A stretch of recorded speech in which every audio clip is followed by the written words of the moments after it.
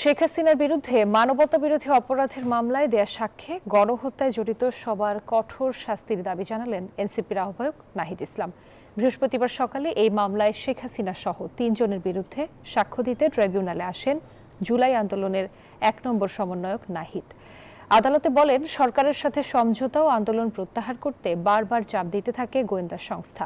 শেখ হাসিনা ক্ষমতা পাকাপোক্ত ও নিরঙ্কুশ করতেই জুলাই হত্যাকাণ্ড ঘটান।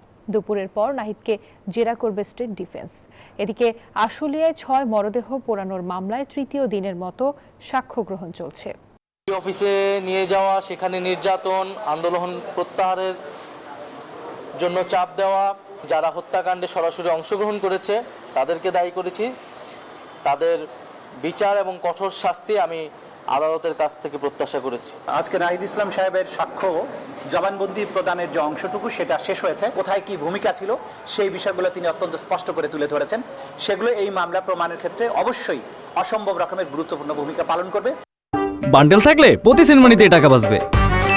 বিকাশ সেনমানি বান্ডেল কিনে জিতুন প্রতি লেনদেনে।